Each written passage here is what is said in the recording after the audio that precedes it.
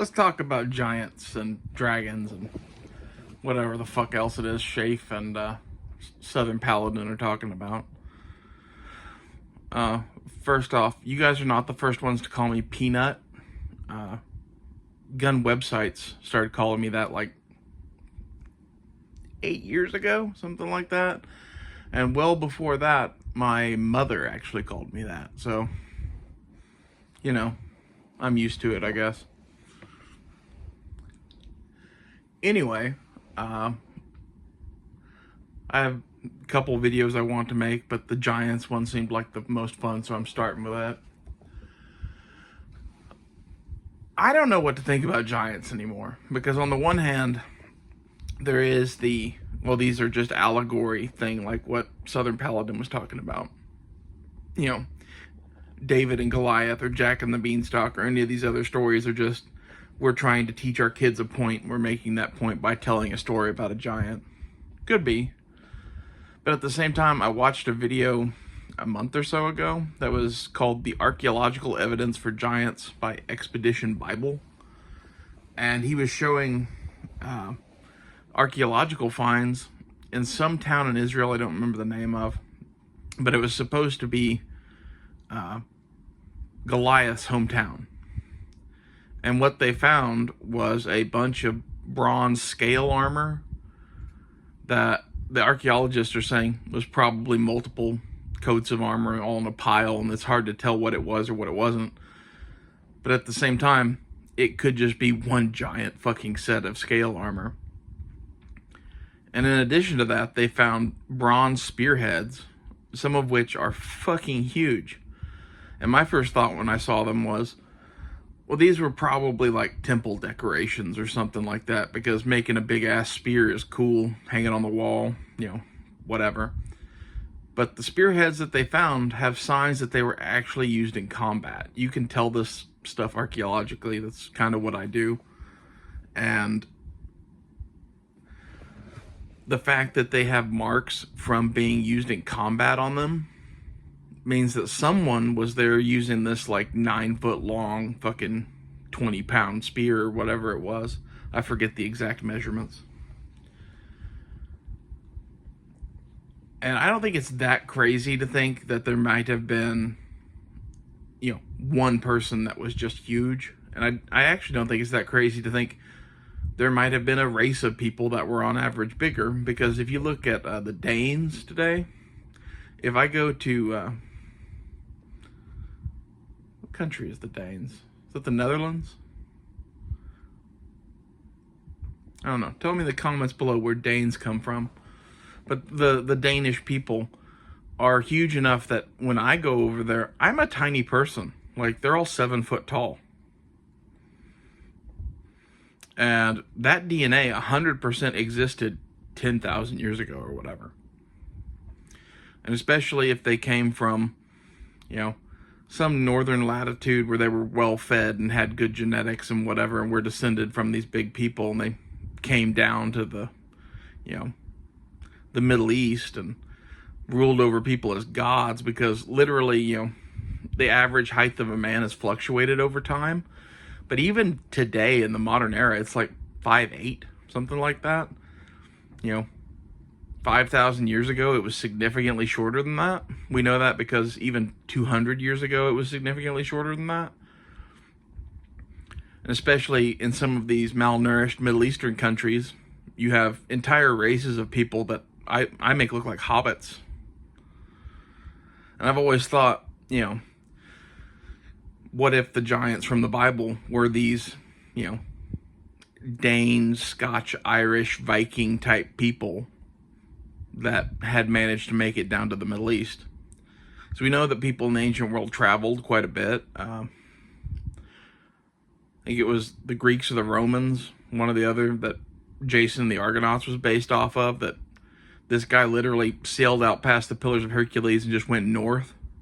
And ended up in a river system somewhere in Russia, Germany, made it all the way back to the Black Sea, had to go overland for part of this or whatever. But like, this whole tale exists, and he talks about going up to where there was fucking ice everywhere. You know, this is a Copper Age, early Bronze Age story of, this Greek traveling around the world. And who's to say that people from Scandinavia, Russia, wherever, weren't also making crazy trips and voyages and whatever, or even migrations. And I think this is where some of our stories of biblical giants come from, because if you're a group of people that are 4'10" to 5'2" on average, and now you're seeing Danes that are 7 foot tall on average, those are giants to you, especially in a world where it's sword and shield, hand-to-hand combat. In today's day and age, we have guns and think, well, physical size doesn't matter that much in combat or whatever. But in the Bronze Age, if you have a tribe of 10,000 guys that are all 7'2", and they are armed with, giant bronze weapons that have more reach and more killing power and better armor than all of your opponents, you're going to dominate. And I think they probably did. I think this is the whole, the races that Moses and his bros encountered when they entered the Holy Land, calling them giants, said they lived in castles. It's interesting. There's definitely something going on there that we don't fully know about or understand. It's kind of lost to history.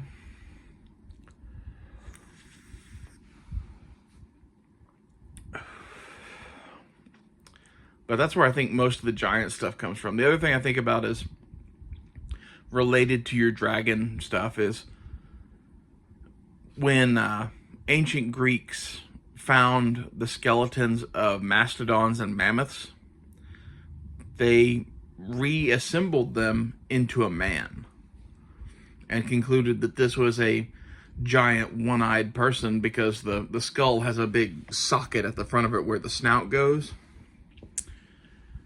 And they thought that was a giant eye. So the whole idea of the Cyclops comes from skeletons of mammoths. And we know that to be a fact. We also know it to be a fact that dinosaur bones were encountered by ancients in the ancient world. In particular, out in the deserts and shit, you would see stuff eroding out of the hillside or whatever. And if you're seeing bones that are obviously bones of these giant things that you don't understand, I think that's where some of our stories of dragons come from. Much as the Cyclops. The thing with the dinosaurs is a lot of them are found, perfectly intact. You can see how the connections were made, whereas the mammoths they were finding were piles of bones.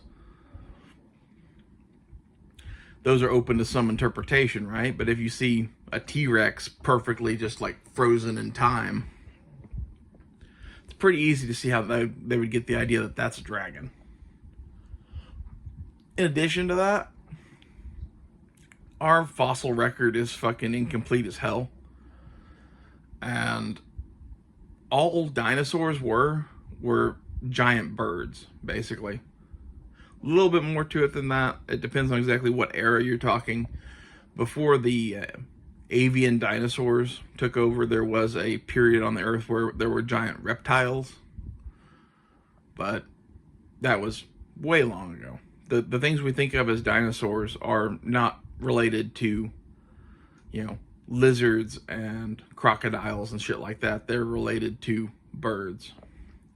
In fact, the crocodile is like the last remnant of that giant reptile phase of the Earth that preceded the dinosaurs. And has just managed to keep plugging along as basically a completely unevolved, unchanged animal for the last, billion years or whatever it is, long ass time. And that's the other thing, is that these people saw crocodiles a lot.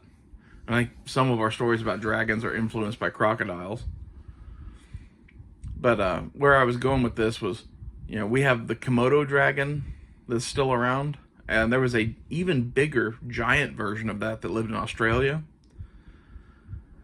What are the odds that there was something like that other places on Earth? And then what are the odds that there were some of these avian dinosaurs or their kindred that last quite a bit longer? these would be, in effect, giant birds. We know in South America that there's a thing called the terror bird that was basically like somewhere between an ostrich and a T-Rex. It had a giant beak. It ran really fast. It was a ground-based bird. It didn't fly, but it had feathers. And for all intents and purposes, that is a type of dinosaur that lived up until about 10,000 years ago. What else was there that we don't know about? That you could probably fill whole books with. Could there have been some dragon-like creature in that 10,000 to 100,000 year period of history that we have basically nothing written down from? It's just all collective memory, like you said, or ancestral stories and verbal histories, oral histories. I don't know, but there's something to the giant thing, and there's something to the dragon thing. There's just entirely too many stories of it, much like you were saying with the flood. I agree with you on the flood. There's all of these flood stories, and I believe that the origin of most of them is that a significant portion of the planet flooded at the end of the last ice age. And that everyone, everywhere, remembers this happening to some extent. Whether that happened over 2 days or 200 years, I don't know. But based on some of the catastrophic evidence we're seeing, I think it could have happened quickly. And I think there could have even been primitive cities on the edges of the sea, 10, 12,000 years ago that are just lost to history now because of how bad the flood was. I really disagree with the general archaeological consensus that civilization emerged, 6,000 years ago or whatever it was in Sumeria. I think people in general tend to congregate together, and whether it's simple camps of teepees or whatever, or agriculture and building cities out of, brick and wood and whatever, we kind of just do that shit eventually. Especially someplace where the fishing is good and the hunting is good and there's fertile soil that produces a bunch of crops. Everybody thinks, well, farming wasn't invented. Well, farming may not have been invented, but if you found a place that just naturally grew a shitload of grapes all the time, you might hang out there. And eventually, you're going to probably get the idea of, hey man, these things make seeds, and the more these seeds we plant, the more grapes we get, and then that's the more to eat and drink and whatever. Farming isn't a big jump from that.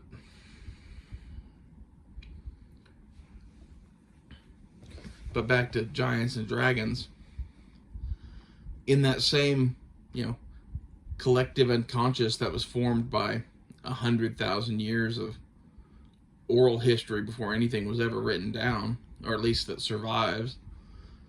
That's one of those things where written language could have come and gone a dozen times in that span, or more. Who knows? Almost every North American tribe of Indians has a story or a name for Bigfoot. There's probably some truth to that too. Maybe that's not a thing that's around now, but they found bones in China of this thing called Gigantopithecus. That's like a giant orangutan. Could that be where the stories of Bigfoot originate? Maybe. Maybe those things were in North America too, and we just have little evidence of it.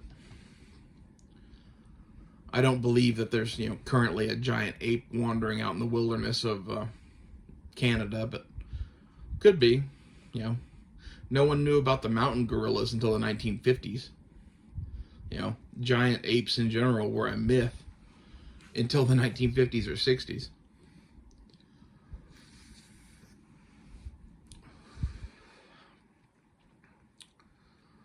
And as far as giant people go being hidden by the Smithsonian, there's actually some truth to that shit. There's some weird stuff when you start getting into archaeology that there are these black holes that nobody talks about, and one of them is a place called Lovelock Cave in Nevada, where supposedly there was a bunch of giant bones found, but they were taken up by the Smithsonian and hidden. But what was definitely found was a cave full of human remains. And the story that goes around about this place is that these giants were cannibals and they would capture Indians and eat them. And without having their bones to say that they're giants, all I'm going to say is that's a pretty big cave full of fucking human bones. You know, something was there to eating them. Because this wasn't like nice little burials. These were like piles of bones like you'd see in like, you know, the Ghost in the Darkness, the lions that ate all those people. They had a place where they dragged people back to and ate them, and it was full of human bones. It looks like that.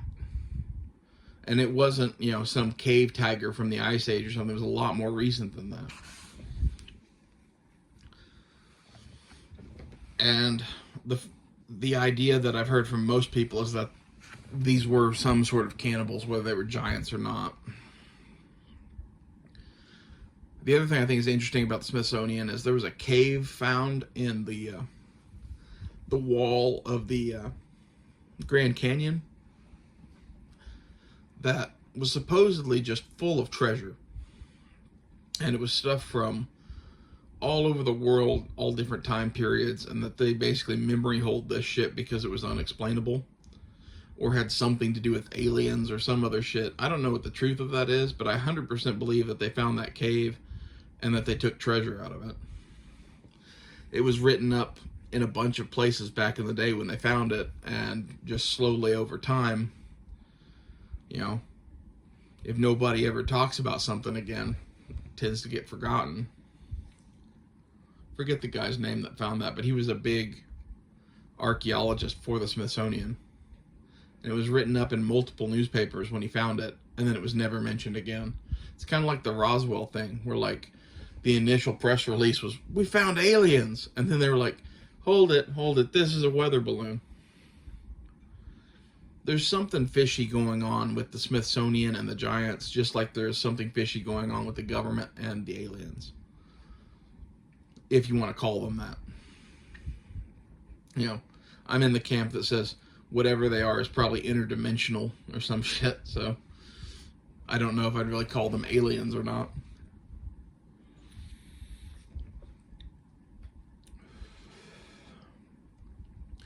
But on top of those stories, you have the Kandahar giant, which was supposedly in Afghanistan during the Afghanistan war, towards the beginning of it. Our special forces troops hunting bin Laden encountered this like 12-foot tall, red-haired giant armed with a spear. And it fucked up a bunch of them. And supposedly this giant was vulnerable to copper. Is one of the rumors about it. I don't know whether you want to believe that or not, but I've heard it from people that were supposedly firsthand. And they said this shit really happened. And I've also heard all of the fucking YouTube videos about it. Go search for the Kandahar giant. And I don't know what to believe anymore. Like, those people could have been bullshitting.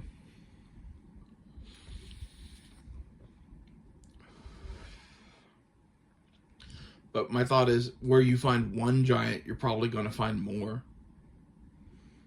Unless that was just some freak of nature living out there, you know, Stone Age style, because he was kicked out of his tribe or whatever.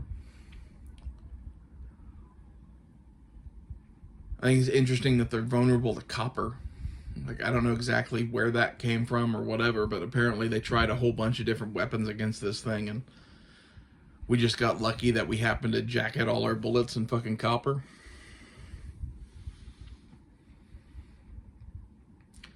And I don't know if it's like that's the only thing that penetrates their skin, or if they're allergic to it, or whatever. I don't really know. But I think it's weird that these myths of giants or whatever go all through the Bible, and even up until today. Fucking Kandahar, Afghanistan in 2003 or whatever. I don't remember the exact year, but it was somewhere in that time frame, that early Afghanistan period. And then you have, you know, the Indians telling stories about the cannibal giants. and the Lovelock Cave thing. And then you have that weird cave in the wall of the Grand Canyon that, according to the Hopi and all the people that live down in that area of the world, at one point there was a cataclysm and they were brought down into a cave like that in the Grand Canyon and saved by what they called the ant people. A lot of area open into interpretation on that, but a lot of the alien folks go, well, the ant people were fucking aliens. Look, they have antennae. My brain goes to Achilles fought with a group of men called the Myrmidons, and the Myrmidons literally translates as ant people. And they were called that because they worked together and fought like ants. You know, with shield walls and such things. And they were armored.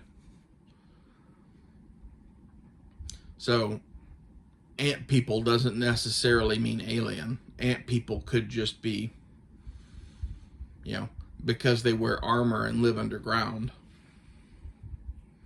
But were those giants? That's a reasonable question, I would think. You know, the other thing I thought was weird about that Grand Canyon story was not only was it hidden by the Smithsonian, but according to the reports of what was found in that cave, it was all Buddhist, ancient Egyptian stuff from all around the world. And if you look at like what the oldest cultures on Earth are, they're like Tibetan Buddhists are fucking ancient as shit. And the ancient Egyptians are one of our oldest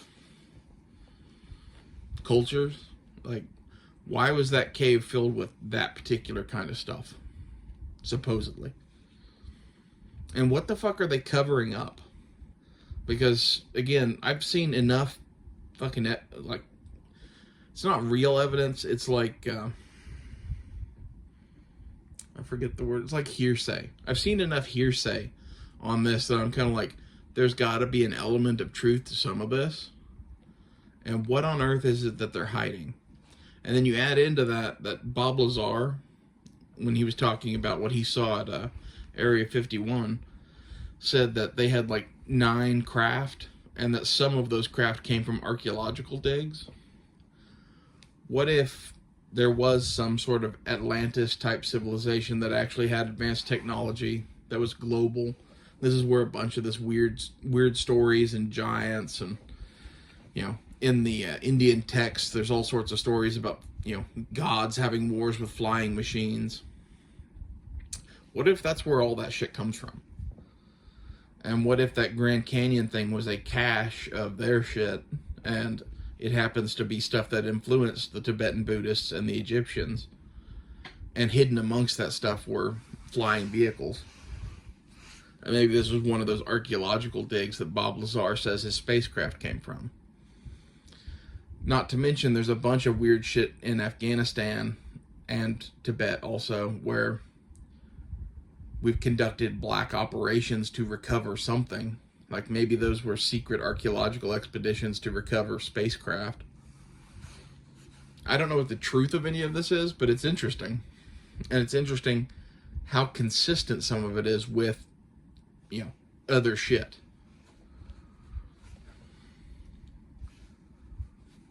And, you know, what if there are, you know, aliens that are basically giant humans? And what if the Nephilim in the Bible were their descendants? Which, if you listen to the Sumerian texts, is pretty much what they say. They say that they were the Anunnaki, and they came from heaven, and they interbred with humans and made races of giants. You know, maybe those red-haired giants in Afghanistan and the Lovelock Caves are the last of their descendants. Maybe that's what's up with the Danes. You know, maybe that giant Viking DNA comes from someplace else. I don't know. I think it's interesting.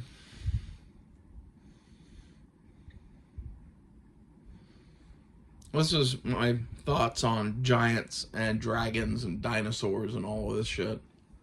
Hope you found it interesting. I don't think there's a real answer to any of this other than the Smithsonian 100% hides some shit. What they hide, why they hide it, I don't fucking know, but they do. And, you know, aside from this whole, like, black hidden shit that we've been talking about in this video, the Smithsonian itself has a basement that would, you know, rival the Vatican. I've been there before in the Smithsonian's archives. They have way more stuff than they'll ever display. If you wanted to lose some shit that you never wanted to see again, giving it to the Smithsonian would be a good idea. Because it's, you know, I've been there before, and I couldn't tell you all that was in that room or in that building. And it's not just like one building, it's the basement of every building in DC that has the name Smithsonian on it. It's this giant trove of shit they've gathered over the years, some of which they bring out and display sometimes. Other stuff is just stuff they don't find interesting, but they want to keep it, so they have it in the archives. If you wanted to have a secret vault somewhere to hide, you know, evidence of giants, it'd be a good place to do it, because there's so much shit there you'd never be able to look through it to find it.